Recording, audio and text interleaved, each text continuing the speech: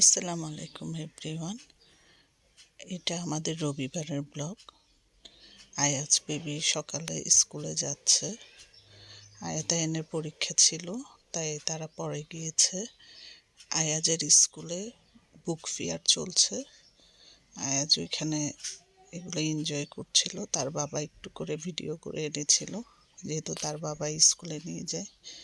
আমি এদিকে রান্না বান্না শুরু করে দিলাম, প্রতিদিনের রান্না। এই যে লাউ চিংড়ি ডাল এগুলো রান্না করেছিলাম কালকে, আর মাছ রান্না করেছিলাম, সাথে ভেন্ডি ভাজি করেছিলাম। তিনটাই আমি রান্না করছি। এই যে আমি এখন মাছের মশলা কষালাম। মাছটা আজকে এমনি রান্না করব, ভুনা ছাড়া। ওর বাবা এভাবে রান্নাটা পছন্দ করে। আমার ভালো লাগে অবশ্যই ভুনা করে তারপরে রান্না করা। আসলে এক একজনের পছন্দ এক এক রকম। চেষ্টা করি পরিবারের সবার পছন্দটাকেই প্রাধান্য দিতে, যেভাবে পারি। কষ্ট হলেও করি। আমাদের মেয়েদের কাজই তো হচ্ছে এটা, পরিবারের সদস্যদেরকে খুশি রাখা।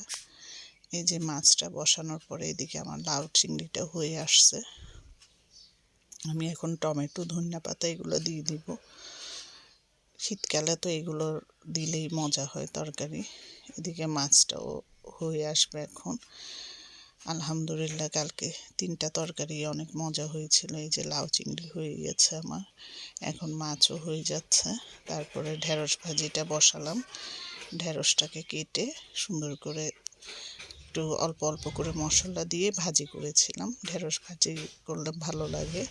মাঝে মধ্যে আমি এটা ঝোলও রান্না করি চিংড়ি দিয়ে। আজকে ভাজি করেছিলাম। সবুজ থাকলে ঢেঁড়স ভাজিটা অনেক সুন্দর লাগে। ঢেঁড়স ভাজি আমার পছন্দ, কার কার পছন্দ জানাবেন। এই যে ঢেঁড়স ভাজিও হয়ে গেল আমার, আলহামদুলিল্লাহ। তারপরে প্রত্যেকটা রান্না শেষ করে আমি ভাত চুলায় বসাই দিলাম। আর প্রত্যেকটা তরকারিতে আমি ধনিয়া পাতা ইউজ করি। শীতকালে তো ধনিয়া পাতার মজাটাই আলাদা। আজকে আপনাদেরকে একটা রেসিপি দেখাবো, চিপস ভর্তা। এই যে দেখেন, আমি এখানে চিপস নিয়েছি, বা অনেকগুলোই চিপস ছিল, আমি এখানে দুইটা দেখাচ্ছি। জনপদে একটা করে নিয়েছি। চিপসটাকে ভেঙে তারপরে আমি বক্সে ঢেলে এখন ওখানে আমি সালাদ দিলাম, কাঁচামরিচ পেঁয়াজ ধনিয়া পাতা, তারপরে মেয়োনেজ দিলাম, সস দিলাম। এগুলো দিয়ে মিক্স করে ফেলতে হবে। মিক্স করে আবার প্যাকেটে ভরে দিয়েছি, কারণ এটা প্যাকেটে খেতেই ভালো লাগে, বাটিতে ভালো লাগে না। এই যে আমরা সবাই, ছোট বড় সবারই এটা পছন্দ হবে। বড়রা একটু ঝাল বেশি দিবেন, ছোটরা একটু কমাই দিবে, বাচ্চাদেরকে একটু মেয়োনিজটা বাড়িয়ে দিতে পারেন। এইভাবে করে আমরা এটা সবাই খেয়েছি, অনেক মজা হয়েছে। এটা কালকে সন্ধ্যার নাস্তা ছিল আমাদের। ধন্যবাদ।